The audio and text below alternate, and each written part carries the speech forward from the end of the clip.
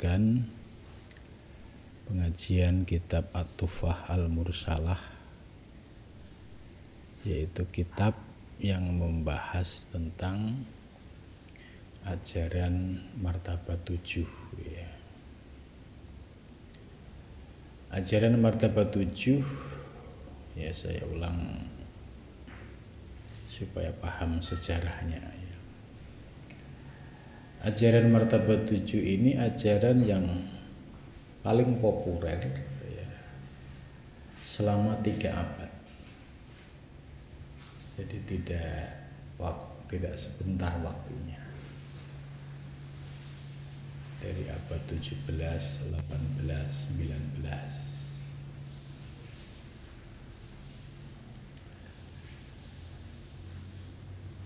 Jadi ajaran martabat 7 ini ajaran ilmu hakikat yang menjelaskan soal peta perjalanan manusia ya, dari ketiadaan menjadi ada dan nantinya akan tiada kembali. Nah, ini dalam martabat 7 sangat diulas secara detail, sehingga orang yang belajar martabat 7 ini dia akan memahami peta perjalanan hidup.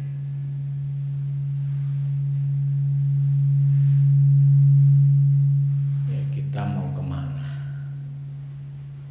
Sekarang di mana? Kalau dalam bahasa Jawa itu ilmu yang berkaitan dengan sangkan paraning dumadi. Jadi untuk memahami kita ini dari mana dan mau kemana. Kebetulan pembahasan 7 martabat ini sudah selesai kemarin malam ya. Sekarang saya akan ulas ya, supaya yang baru hadir pada malam ini itu paling tidak punya gambaran apa sih ajaran martabat 7. Sebagaimana dijelaskan di Muqaddimah bahwa kitab martabat 7 ini ya, bersumber dari kitab Tuhfah Mursalah karangan Syekh Fadlullah Al-Burhanpuri. Kitab ini masuk ke Jawa dibawa oleh Syekh Muhyi Pamijahan. Syekh Muhyi berguru dengan Syekh Abdul Rauf As-Senggili Aceh. Kemudian di Jawa Syekh Muhyi menyebarkan ajaran martabat 7 itu ke Keraton Solo ya, Keraton Jogja dan Mangkunegara. Kemudian sampai juga di Keraton Cirebon dan Kesultanan Banten. Nah, cukup menarik ya, kitab ini menjadi rujukan kalangan ningrat ya, pada zaman itu.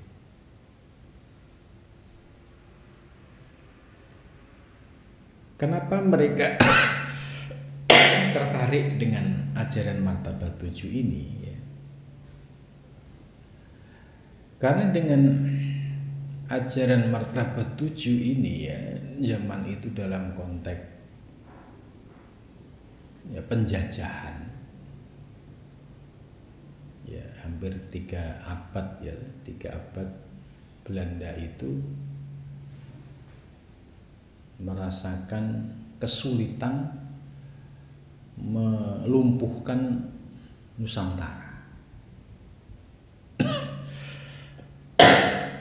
Nah, ini ada apa gitu. Sementara mereka memiliki persenjataan yang zaman itu modern, tapi kenapa nggak bisa mengalahkan? Nah, kemudian Belanda mengirim salah satu intelektualnya, Seno-Urgonya, untuk belajar bahasa Arab ke Mekah dengan ganti nama Abdul Ghaffar. Nah, setelah mahir bahasa Arab, balik ke Indonesia, meneliti, ini orang Nusantara kok susah ditaklukkan, ini ada apa di balik semua itu. Nah, kemudian dikajilah, ya ternyata yang menjadi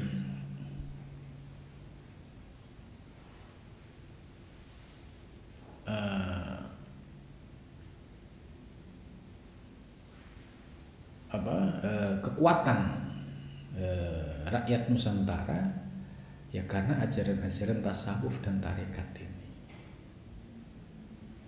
Nah, kemudian Seno-Urgonya ya membuat sebuah strategi bagaimana kitab ini supaya bisa dipisahkan dengan ulama, dipisahkan dengan rakyat. Nah, kemudian Seno-Urgonya mengangkat mufti, ya, mufti Betawi, diangkat sebagai mufti, dan di dalam karyanya mufti Betawi ini, salah satu kitabnya Manhajul Istiqomah, menyebut ajaran martabat 7 adalah ajaran yang sesat. Maka di abad 20 ya, masuk 1900 ke atas, itu Belanda represif. Bagaimana dengan fatwa tersebut dijadikan sebagai dasar untuk pelarangan. Dan terbukti Belanda melakukan pelarangan pengajaran martabat 7, ya, mulai dari Aceh, Jawa, bahkan seluruh Nusantara. Pokoknya kalau ada yang ngajar tasawuf, tarekat, ya ditangkap, kalau nggak ditangkap ya diasingkan. Seperti kayak Syekh Yusuf Al-Makassari itu sampai diasingkan di Kefton, Afrika Selatan. Kemudian ulama-ulama Nusantara itu juga bersembunyi karena Belanda sangat represif. Tapi di sisi lain Seno-Urgonya bergerak mengumpulkan manuskrip-manuskrip ulama Nusantara, ya, untuk dibawa ke Belanda. Dan sekarang ya di Leiden itu banyak sekali bukti-bukti manuskrip ini, termasuk yang saya punya itu manuskripnya Syekh Muhyi Pamijahan. Banyak orang ziarah ke Pamijahan, tapi ditanya ajarannya beliau apa bingung, karena tidak ada dokumentasi karya yang tersisa. Ada naskah Garut, cuma sudah hancur. Nah, Belanda di sana di Leiden itu naskah-naskah Syekh Muhyi itu dijaga, dirawat, nah, dengan suhu udara dalam ruangan, sehingga kertasnya itu tetap awet. Nah, manuskrip-manuskrip itu sekarang bisa diakses. Nah, disitulah kita tahu ya, bahwa ya Seno-Urgonya ini memainkan peran, ya, bagaimana supaya kitab martabat 7 ini tidak diajarkan di Nusantara, yaitu dengan cara melakukan strategi pecah belah, mengangkat mufti untuk membuat sebuah fatwa. Nah, di abad 21 ini menurut saya kitab ini perlu dihidupkan kembali, ya, karena hampir 3 abad, ya, dari abad 17, 18, 19, kitab ini ya hampir menjadi referensi ulama Nusantara. Dan dampak dari pelarangan Belanda kita bisa lihat, ya, kurikulum pesantren itu paling tinggi tasawuf yang diajarkan ya Ihya sama Hikam. kitab-kitab seperti kitab-kitab hakikat martabat 7 ini tidak diajarkan, karena ya sudah dianggap sesat tadi. Nah, kitab ini sengaja saya baca tiap tahun ya, khususnya di bulan Ramadan, untuk memberikan ya pemahaman ya kepada orang-orang yang pengen tahu kayak apa sih sebenarnya ajaran martabat 7 ini. Dalam penjelasan di awal ya sudah saya sampaikan bahwa ajaran martabat 7 ya sumbernya ya Quran dan hadis. Jadi disebut martabat 7 karena ada 7 tingkatan proses ya perjalanan seorang hamba ya. Artinya proses martabat alam istilahnya. Ayat yang menjadi dasar martabat 7 ya, yaitu ayat yang berbunyi wallahul ladzi la ilaha illa huwa alimul ghaibi wasyahadah. Dari kata gaib dan syahadah. Jadi ada alam gaib, ada alam syahadah. Ini kemudian dikembangkan oleh para sufi. Alam gaib ya dijelaskan menjadi 3 martabat. Alam gaib ini alam qadim. Alam qadim itu alam yang alam semesta belum ada. Jadi kita bisa membayangkan alam qadim itu bumi ini belum ada. Ya, bumi seisinya itu belum ada. Ini namanya masih di wilayah alam ketuhanan. Itu qadim. Di alam qadim ini oleh para sufi diurai secara detail. Ini kalau tidak orang yang paham betul dan mengalami sebuah peristiwa perjalanan spiritual menggambarkan 3 martabat alam qadim ini tidak mungkin bisa gitu. Apa 3 martabat qadim itu? Ya. Yang pertama ahadiyat. Ahadiyat itu martabat disebut juga dengan istilah lain la ta'ayyun. La ta'ayyun itu ya belum ada apa-apa. Jadi di martabat ini martabat ketuhanan yang ada hanya zat. Gitu. Jadi kita jelaskan supaya nanti paham arahnya kemana ajaran martabat 7 ini. Martabat yang pertama ya, ahadiyat tadi disebut dengan istilah lain la ta'ayyun. La ta'ayyun itu berarti ya tidak ada apa-apa, karena yang ada pada martabat ini hanya zat. Tapi terkait zat ini kita sudah diingatkan oleh hadis Nabi. Ya, tafakkaru fi khalqillah wala tafakkaru fi dzatillah. Kita boleh berpikir ya, tentang khalqillah, ciptaan. Ya, seperti kita merenung tentang proses kejadian alam semesta, proses kejadian diri kita, itu boleh-boleh saja. Nah, yang tidak boleh wala tafakkur fi dzatillah. Tidak boleh berpikir tentang zat Allah. Pasti ahmak, rusak. Pasti jadi ateis. Jadi, maka para salik ya dengan warning hadis ini itu bisa mengontrol diri ya. Kemudian tidak sampai melakukan pembahasan tentang zat Allah atau kunhi al-haq. Jadi martabat pertama ini disebut istilah lain kunhi al-haq atau kunhi dzat. Ya, kunhi dzat itu ya tentang proses kejadian. Itu bukan wilayah kita. Tapi kita secara teori ilmu kita paham, oh iya hadat ini ya belum ada apa-apa, yang ada hanya zat. Dan ini kita dibatasi tidak boleh mengekspor secara lebih mendalam, sebab akan rusak pemahaman kita. Bagaimana kita mau bicara tentang zat Allah gitu.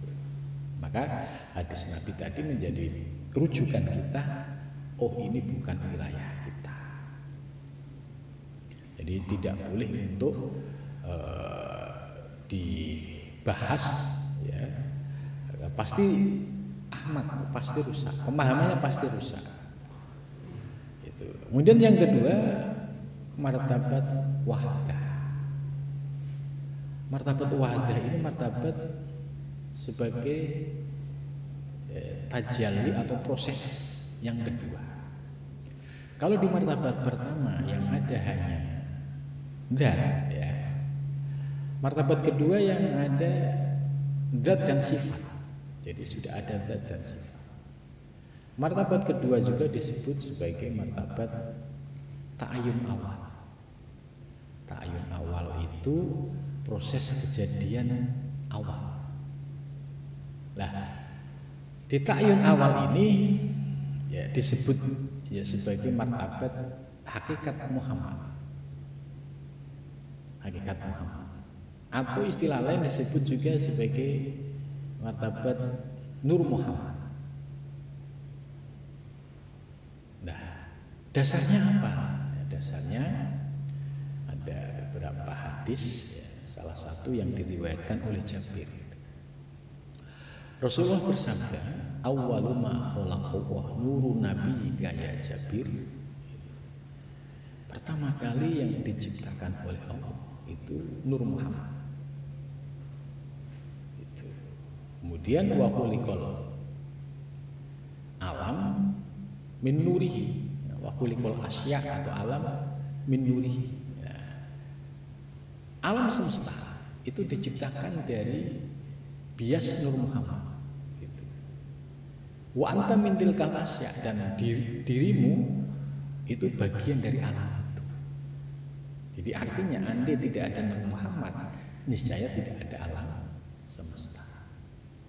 Nah, disinilah kalau kita paham hadis ini, baru sadar tentang pentingnya kenapa kita harus berselawat kepada Nabi. Karena selawat Nabi ya, itu kan ada Allahumma sholli ala Muhammad ya, Muhammad yang pertama ini dipahami oleh para sufi, ini yang dimaksud adalah Muhammad hakiki atau istilah lain Nur Muhammad ini. Baru wa ala ali Muhammad. Nah, ini yang ali Muhammad disebut dengan Muhammad bin Abdillah atau disebut dengan istilah lain Muhammad Majazi. Gitu. Jadi ada Muhammad hakiki, ada Muhammad Majazi. Ini istilah-istilah dalam ilmu hakikat. Tapi di alam yang kedua ini ya, Allah punya rencana ingin menciptakan alam semesta. Tapi sifatnya masih ide, masih gagasan. Seperti kayak saya mau bangun masjid, itu baru ide. Dan gambaran bentuknya itu ilustrasinya sudah ada, tapi masih ide. Nah, kemudian menjadi konkret rencana penciptaan ini di alam yang ketiga. Nah, alam yang ketiga ini disebut wahidiyat. Nah, di wahidiyat ini disebut sebagai ta'ayun sani, yaitu proses kejadian tahap kedua. Kalau tahap kedua, kalau sebelumnya sifatnya itu ijmal global, masih ide. Di alam yang ketiga ini sudah tafsir. Jadi kalau diibaratkan saya membuat masjid, itu gambarnya sudah ada, konstruksinya sudah ada, hitung-hitungan materialnya ada, ornamennya ada, finishingnya ada, semua komplit. Maka di alam yang ketiga ini ya Al-Quran menggunakan istilah fi lauhil mahfuz, yaitu dengan istilah lauhil mahfuz. Nah, lauhil mahfuz ini apa?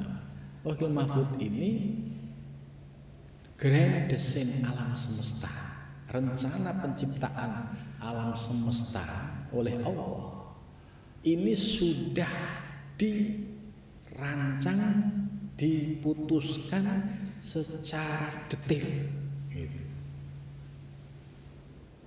Termasuk menciptakan bumi, matahari, bulan, bintang ya. Dan seisinya termasuk isi bumi. Terus ditambah lagi yang sifatnya individual ya. Termasuk Allah merencanakan proses penciptaan kita per orang ya, ada Ali, ada Aziz, ada Hari, ada Asdio, ada Ustadz Kohar. Ini di Lauhil Mahfuz desainnya sudah ada semua gitu. Maka Lauhil Mahfuz ini ya kalau bahasa kitab Martabat 7 ini sebagai alam wahidiyah. Kalau bahasa Al-Quran menggunakan istilah Lauhil Mahfuz. Nah, Syekh Muhyi Pamijahan ini menggunakan istilah Lauhil Mahfuz. Gitu. Maka penjelasan Syekh Muhyi ya, ini ketika beliau menyebut Lauhil Mahfuz, menurut saya ini sangat membantu kita mengaitkan dengan teori Lauhil Mahfuz yang ada di dalam Al-Quran. Karena desainnya di Lauhil Mahfuz ini sudah final, ya ibarat apa orang mau bikin film itu, ya skripnya itu sudah tuntas, sampai daun jatuh kapan itu di Lauhil Mahfuz sudah ditentukan, apalagi diri kita gitu. Ya, termasuk ini kalau bicara politik, calon presiden siapa yang jadi itu di Lauhil Mahfuz sudah ada. Makanya kalau kita paham teori ini ya nggak terlalu pusing-pusing lah. Kita hanya mengikuti proses sunatullahnya saja gitu. Tidak perlu harus ngotot-ngotot banget gitu. Karena yang jadi siapa itu sudah ada gitu. Dasar yang menguatkan teori ini yaitu ayat Al-Quran ya, wallahu khalaqakum wa ma ta'malun. Redaksi Al-Quran menggunakan kholaqo, fi'il mandi. Fi'il mandi itu menunjukkan past tense, peristiwa yang sudah terlewati.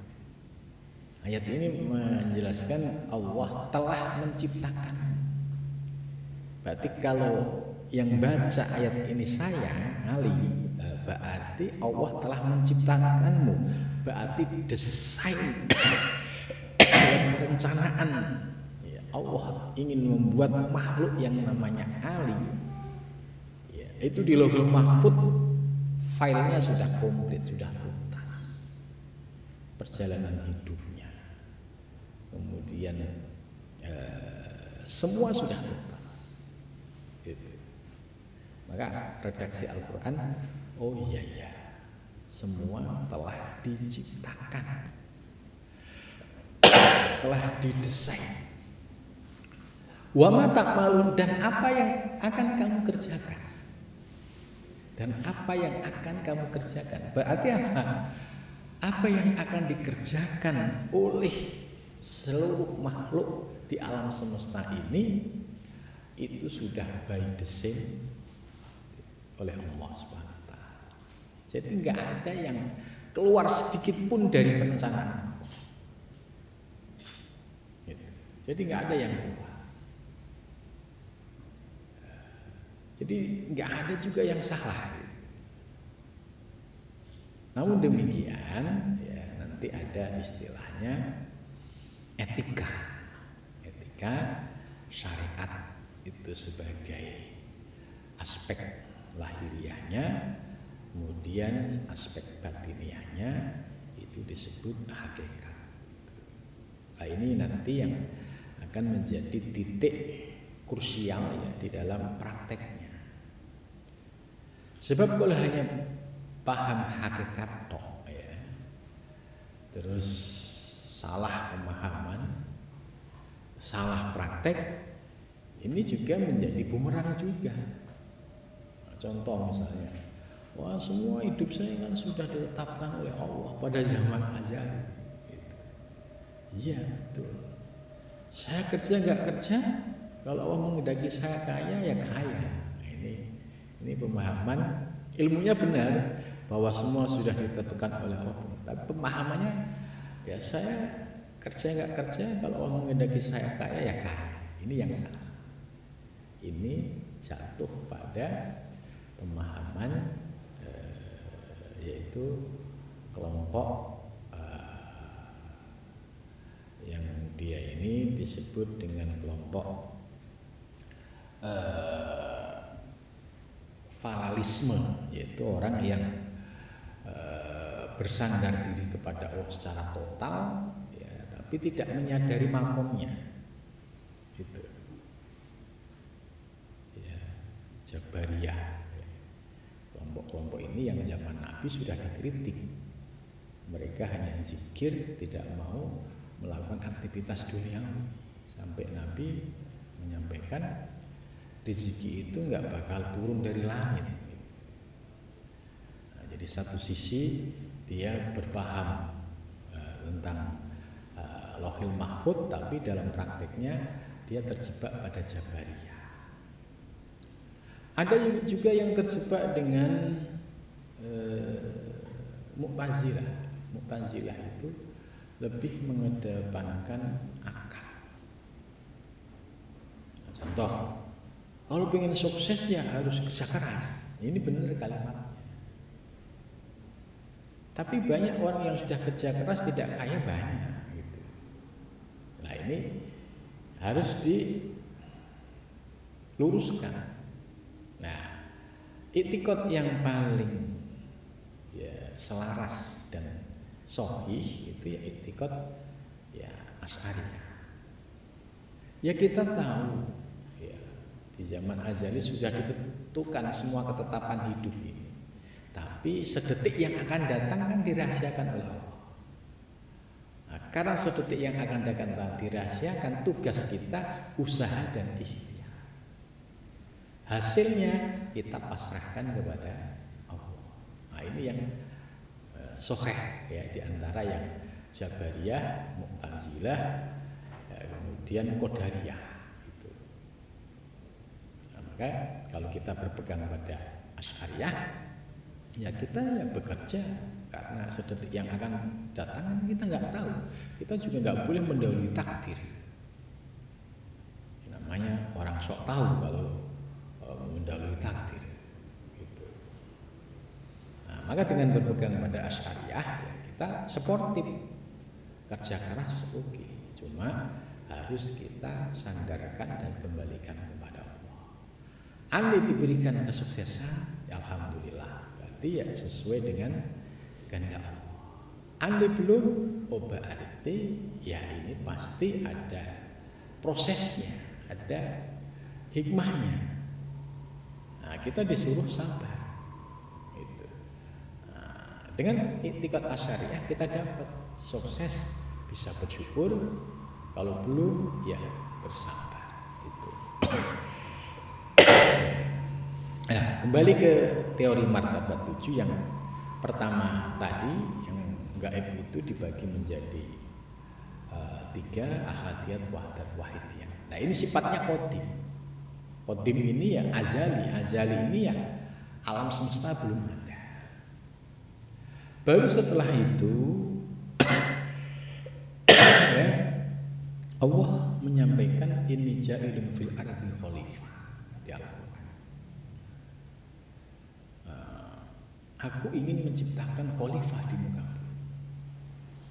barulah proses mulai bergerak.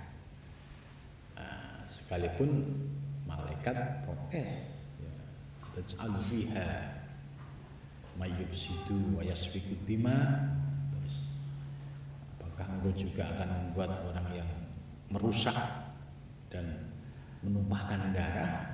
Allah menjawab, ini a'lamu ala ta'lamu, aku lebih tahu daripada kalian. Gitu. Maksudnya Allah menjawab, aku ini yang punya skenario, lebih tahu. Gitu. Dari ayat ini ya, kemudian dalam konteks perwujudan manusia ya, Allah menciptakan yang pertama adalah ruh. Nah, ruh ini sudah mulai masuk ke wilayah syahadah, alam syahadah. Kalau alam gaib kan 3 tadi. Ini alam qadim, ahadiyat, wahdat, wahidiyat. Kemudian yang syahadah, ya syahadah itu ada 4, yaitu arwah, misal, asam, dan insan. Nah, alam arwah ini alam ruh. Kalau definisi yang ada di kitab ini itu menjelaskan bahwa di definisi dari alam arwah itu ya sebuah entitas yang sifatnya kauniyah, yaitu makhluk, tapi dia sifatnya lembut, gitu. Belum terbagi, gitu. Nah, ini dengan kata lain bahwa di alam arwah ini sebagai sayyidur ruhnya, pimpinan ruhnya itu ya Nabi besar Muhammad SAW. Itu sebagaimana sabda Nabi, ana abul arwah, aku ini bapak segala ruh. Itu wa Adam abul atsam, Adam itu bapaknya jasad. Kalau Nabi mendeklar sebagai abul arwah, berarti kita ini ya menginduknya kepada Nabi. Cuma Nabi ini kan sudah 14 abad yang lalu. Kita tidak bertemu secara jasmani. Ya, sekalipun dalam keyakinan kita ya beliau tetap ada. Nah, tapi proses biologis perjalanan hidup ya dari 14 abad yang lalu, maka orang-orang yang memiliki ya, genetik rohani ya, itu ya pasti akan dipertemukan oleh Allah dengan orang-orang yang memiliki frekuensi rohani yang sama. Nah, maka orang-orang yang memiliki frekuensi yang sama ini pasti memenuhi persyaratan ya, secara keilmuan. Dia pasti memiliki guru yang bersanad. Secara zikir dia juga memperoleh zikir yang bersanad, yang mutasil. Secara sanad dia juga memiliki sanad yang mutasil. Sehingga secara lahir dan batin ya sekalipun sudah 14 abad tetap terkoneksi dengan sumber ruhnya, yaitu Nabi besar Muhammad SAW.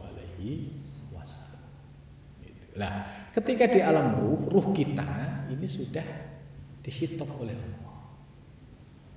Ya, alastu birabbikum, gitu ditanya semua ruh. Ruh, alastu birabbikum, apakah aku ini Tuhanmu? Gitu kan.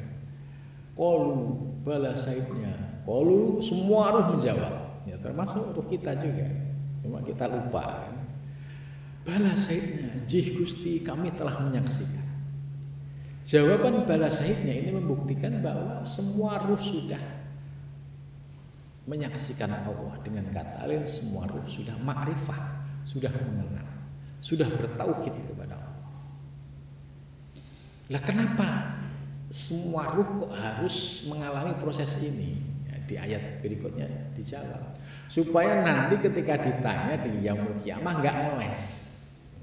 Nggak ngeles itu begini, oh saya belum pernah diajarin, saya belum pernah berjumpa. Manusia kan pintar ngeles. Saya nggak pernah diajarin soal itu. Saya nggak pernah kenal sama Allah lah. Ini antakulu yaumal kiamati, yaitu ayatnya maksudnya seperti itu ya, supaya di hari kiamat nanti dia tidak ngeles merasa belum pernah berjumpa atau mengenal Allah itu. Maka kita ya harus pede ya karena dari dasar ini ya roh kita sudah mengenal Allah gitu.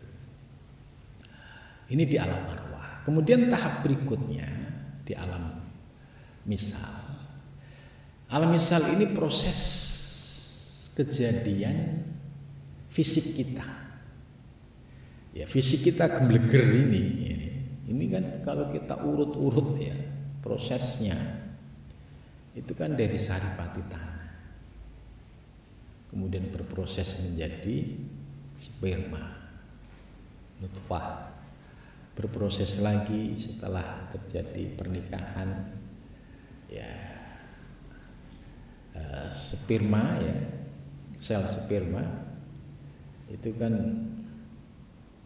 menurut ilmu terkait masalah ini dijelaskan kan ada 300 juta sel yang berebut ya untuk menjadi pemenang. Maka yang menjadi pemenang ya hanya satu. Kalau kembar ya 2. Kalau kembar 3 ya berarti 3 yang berhasil membuahi. Ketika di antara sel ini berhasil membuahi ya yang disebut dengan istilah zigot ya, kemudian berproses menjadi alaqah, daging menggumpal, darah menggumpal, kemudian menjadi mudghah, daging menggumpal, terus berproses sampai akhirnya wa nufika fihi ruh yang sudah ada tadi baru ditiupkan ke dalam janin. Nah, ruh yang ditiupkan kepada janin ya, ini sudah membawa paket. Contoh ruh yang ditiupkan kepada janin yang akhirnya nanti menjadi saya Ali. Nah, ruh ini kan sebelum masuk ke janin kan dia sudah ada di alam arwah. Ya, di alam arwah ini semua ruh sudah memiliki ketetapan masing-masing yang sudah ditetapkan di alam sebelumnya, yaitu di alam Lauhil Mahfuz. Itu maka setiap ruh yang ditiupkan kepada janin ini enggak lepas dari ketetapan yang azali yang ada di Lauhil Mahfuz. Maka ketika sudah masuk ke janin ya selama 9 bulan, nah ini namanya proses alam misal. Setelah itu baru lahirlah seorang bayi masuk di wilayah alam atsam, alam fisik, alam yang sekarang kita tempatin ini. Di alam atsam ini janin sudah berproses menjadi ya bayi mungil, dan dijelaskan bayi mungil ini dalam keadaan fitrah suci. Jadi ruhnya ya masih hangat ma'rifah, masih ma'rifah, kemudian kondisinya pun masih fitrah, masih suci, ibarat kain yang masih putih jernih. Nah, kemudian seiring perjalanan waktu ya, ini yang akhirnya setiap bayi memiliki perjalanan hidup masing-masing ya. Dan setiap bayi ya berproses dari bayi, kemudian anak-anak ya, remaja, dewasa, itu mengikuti ya kondisi sosialnya. Kalau dia lahir di tengah masyarakat Muslim, ya akhirnya menjadi Muslim. Nasrani ya Nasrani, Yahudi ya Yahudi. Kalau kita lahir di tengah Muslim tapi awam, ya kita menjadi Muslim tapi awam.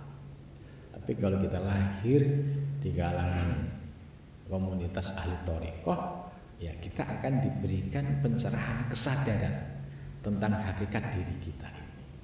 Nah, setelah kita merasakan perjalanan hidup, ya kemudian kita saking banyaknya dosa-dosa kita, ya, kemudian menjadikan gelap gulita hati kita, menjadikan gelap gulita batin kita. Nah, pada saat merasakan gelap gulita ini, kemudian muncul titik balik kesadaran untuk kembali kepada Allah. Nah, titik balik inilah sebagai proses ya untuk kembali menuju Allah Subhanahu wa taala. Maka ya kondisi ideal ya kalau kita mau kembali menuju Allah, metode yang sudah teruji ya metode thariqah. Karena sistemnya sudah terbentuk sekian abad. Jadi setelah peninggalannya Nabi yang terus berjalan dari waktu ke waktu, nah, sistem thariqah ini yang menjaga sistem ini. Ya, kan thariqah ini kan dari Nabi turun ke Sayyidina Abu Bakar, Sayyidina Ali, kemudian turun ke sahabat-sahabat sampai ke guru-guru, sampai ya ke mursyid yang hidup di zaman sekarang. Maka perjalanan seorang salik dalam menuju Allah di alam atsam ini, ya ini hanya ada dua pilihan. Apakah ketika sudah di alam atsam kita menjadi sosok manusia, insan? Apakah kita akan menjadi manusia yang dijelaskan di dalam Al-Quran yang awalnya fi ahsani takwim, ya, rupa yang paripurna, yang sempurna. Kemudian karena kita terpesona dengan hawa nafsu dan dunia, ya, akhirnya summarudutnu asfala safilin, kemudian dilempar oleh Allah ke dalam posisi yang paling rendah. Ini adalah manusia yang kehilangan orientasi, manusia yang tidak memahami setelah dia hidup kemudian nanti mati, setelah mati mau kemana itu bingung. Ya, ini disorientasi. Itu akhirnya kebingungan mau kemana. Nah, ketika posisi kebingungan ini, kalau dia memang mendapatkan petunjuk sesuai firman Allah, ya, mayyahdillah fawwal muhtad. Kalau dia termasuk orang yang mendapatkan petunjuk, ya pasti mendapatkan petunjuk. Tapi kalau dia tidak mendapatkan petunjuk, ya pasti disesatkan. Jadi hanya ada dua pilihan. Mayyahdillah fawwal muhtad. Kalau dia mendapatkan petunjuk, ya pasti akan diberikan petunjuk. Dengan cara apa? Dipertemukan dengan sosok orang yang bisa membimbing. Jika tidak disesatkan, wa mayudlil, dan barang siapa disesatkan, falan tajidah. Lan masuk kepada fi'il mudhari. Itu maknanya nafi, tapi nafi yang ditakbid selamanya. Tidak akan pernah bertemu waliyan mursidah. Waliyan itu seorang ya pembimbing, pemimpin, mursidan yang bisa memberikan petunjuk, baik petunjuk ilmu maupun petunjuk perjalanan menuju Allah Subhanahu wa taala. Nah, disinilah kita baru menyadari, oh iya, kalau posisi yang sumarudat asfala safilin ini ya naudzubillah min dzalik. Ya, dia sudah berproses panjang menjadi manusia, tapi kemudian dihempaskan oleh Allah karena dia mengikuti hawa nafsunya. Tapi bersyukur yang termasuk mendapatkan petunjuk dari Allah, ya, dipertemukan dengan seorang guru yang bisa memberikan pencerahan, bisa membimbing untuk kembali menuju Allah Subhanahu wa taala. Maka seorang guru yang bisa membimbing ini ya pasti punya metode. Ya, metodenya ini juga metode yang sudah teruji, yaitu metode melalui tarekat. Ya. Di dalam tarekat ini ya kita akan diberikan ya ijazah zikir dan riyadhah mujahadah. Lah untuk apa? Ini sebagai senjata alat untuk melawan hawa nafsu yang ada di dalam diri kita. Ya, di dalam diri kita ini ada dua nafsu ya, yang disebut nafsu tercela, yaitu ammarah, nafsu kebinatangan, dan nafsu lawamah, nafsu syaitaniyah. Zikir kita ya, itu yang untuk menundukkan dua nafsu ini. Puasa kita juga sama. Puasa kita ya untuk menundukkan nafsu ini, terutama nafsu kebinatangan. Maka kalau ada hadis bahwa di bulan Ramadan itu setan-setan pada diikat ya. Ini bukan berarti dipahami secara hakiki setannya diikat secara fisik, itu bukan. Tapi akar yang menjadi pergerakan setan ya yang ada di dalam diri kita atau nafsu binatang itu sudah dapat kita kendalikan, yaitu dengan cara puasa.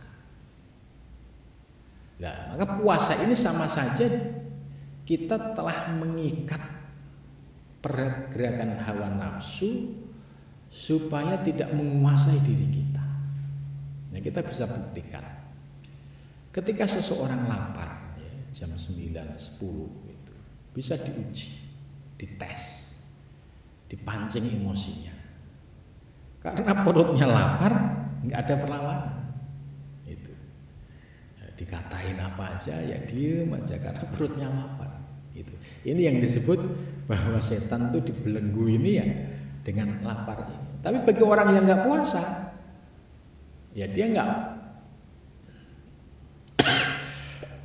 melakukan upaya untuk menundukkan setan yang ada di dalam dirinya. Gitu. Maka hanya orang yang beriman yang berpuasa, dengan cara puasa inilah setan itu bisa diikat dengan lapar tadi. Karena pergerakan setan dan nafsu kebinatangan itu ya sumbernya dari perut. Kalau perutnya sudah dikosongin, kita bisa lihat ya contoh nafsu-nafsu yang sumbernya dari kebinatangan. Contoh nafsu seperti nafsu hewan yang liar ya, yang memiliki sikap yang sifat yang sadis ya. Mengapa ada manusia yang bisa bersikap sadis? Ya karena di dalam dirinya ada potensi nafsu sabuiyah itu.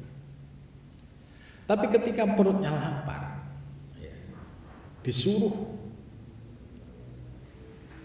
bersikap secara sadis, itu sangat sulit untuk bisa aktif secara normal karena faktor perutnya lapar tadi. Contoh saja tadi, ketika dipancing emosinya, itu enggak langsung temperaturnya naik, tapi bisa menahan diri, bisa ngalah. Nah, ternyata ini yang dimaksud bahwa setan ketika bulan Ramadan diikat itu bukan berarti diikat secara fisik, tapi akar dari munculnya nafsu lawamah dan amarah itu sudah dikendalikan, yaitu dengan cara lapar itu tadi. Kemudian nafsu lain, contoh seperti kayak riya, ujub, takabur, ini kan digerakkan oleh setonnya. Itu juga sama, ketika puasa perut lapar kok dilalah rasa riak itu nggak muncul. Gitu. Tapi kalau hari-hari biasa itu kayak ngerubung gitu ya. Mau bergerak sedikit ibadah itu riak datang, ujub datang, takabur datang, sum'ah datang gitu. Tapi ketika puasa kita bisa merasakan ibadah itu agak enteng. Pikiran tuh los, yes, lillahi ta'ala aja gitu. Sementara kalau di luar puasa tadi godaan untuk riak itu paling dominan. Ini kalau nggak diketahui orang rasanya nggak marah gitu. Jadi sulit untuk mencapai keikhlasan gitu. Ya. Maka proses puasa ya dan dzikir ini sesungguhnya ya proses riyadhah mujahadah yang wajib dilakukan oleh para salih. Ramadan ini sebagai sebuah riyadhah mujahadah akbar karena memang dipaksa 30 hari atau 1 bulan. Sebab kenapa kok harus dipaksa 1 bulan? Karena dengan dipaksa 1 bulan itu pasti ada perubahan yang signifikan. Itu. Nah, karena itu setelah puasa Ramadan kemudian perlu dirawat, perlu di manage. Tetap jangan lepas riyadhah mujahadah dan zikir. Jangan sampai puasa Ramadan bagus, tapi setelah Ramadan balik lagi asal, ya nafsu nguasain lagi.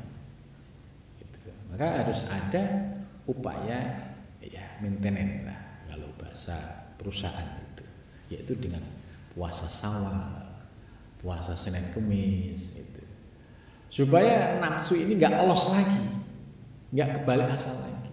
Nah, disitulah kita baru memahami bahwa proses riyadhah mujahadah dan zikir seorang salik itu kenapa harus dilakukan secara istiqomah dan kontinu ya.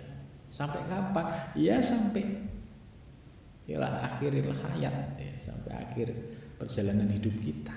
Karena hidup kita ini ya ada 2 pilihan, pertarungan melawan hawa nafsu supaya kita mendapatkan ridho dari Allah Subhanahu wa taala. Nah, ketika kita sudah memilih ya untuk menuju Allah, berarti kita harus ya berani melakukan perlawanan terhadap nafsu-nafsu yang madmumah yang ada di dalam diri kita. Gitu. Jadi kalau kita berhasil istiqomah dalam posisi sebagai salik ini, maka pencapaian yang akan diperoleh oleh salik yaitu menjadi sosok insan kamil. Insan kamil itu ya sosok manusia yang paripurna dari sisi basariahnya. Dia juga hidup sebagai manusia yang aktif di tengah masyarakat, tapi secara rohani dia sudah mengalami tingkatan makomat dan akwal ya sebagai seorang salik yang merasakan dinamika perjalanan menuju Allah Subhanahu wa taala. Ini yang disebut insan kamil, manusia biasa tapi secara spiritual dia sudah mengenal Allah, dia sudah ma'rifah kepada Allah. Nah, guru-guru mursyid ya, yang mencapai pada tahapan ini juga masuk sebagai kriteria insan kamil. Termasuk baginda Nabi besar Muhammad SAW di kitab ini juga dijelaskan beliau ya sebagai ya teladan ya, dalam hal sebagai insan kamil, manusia yang paripurna. Apa Nabi Muhammad itu ujuk-ujuk terus menjadi nabi, rasul? Kan tidak. Coba kita cek perjalanannya. Mulai dari beliau nikah 25 tahun sampai 40. Ini hanya bolak-balik ke Gua Hira untuk kholwat, untuk menyendiri, untuk mohon petunjuk kepada Allah. Lah, kita yang hidup di zaman modern bukan berarti harus persis ngikuti Rasul. Kalau ngikuti persis Rasul ini ya bisa repot semua, nggak ada yang kerja nanti. Nah, tapi secara substansi ya kita bisa meneladani Rasul. Artinya waktunya zikir ya zikir, waktunya riyadhah ya riyadhah, waktunya kerja ya kerja. Gitu. Sehingga ada keseimbangan antara lahir dan batin. Andai kita sukses, berhasil, orientasi kita pun sudah jelas. Orientasi kita untuk di jalan Allah, bukan untuk mengikuti hawa nafsu. Tapi sebaliknya, orang yang dikendalikan, dikuasai oleh nafsu, ya dia insan, ya tetap manusia. Tapi kan tadi sumarudat no aspasan, dia dicampakkan dalam posisi yang paling rendah. Maka bedanya yang manusia yang seperti ini, ya manusia kumel, yang satu lagi manusia yang insan kamil. Nah, mudah-mudahan kita ya, setelah memahami teori martabat 7 ini, kita punya gambaran perjalanan masa depan. Kita mau milih insan kumel atau insan kamil. Ini kembali kepada diri kita dan kesungguhan kita. Mudah-mudahan Allah Subhanahu wa taala senantiasa membimbing kita dalam perjalanan menuju Allah, dan mudah-mudahan diberikan anugerah wusul ilallah dan diberikan sebagai pribadi yang mencapai kualitas insan kamil. Amin ya rabbal alamin. Ya, cukup sampai di sini. Mudah-mudahan manfaat. Assalamualaikum warahmatullahi wabarakatuh.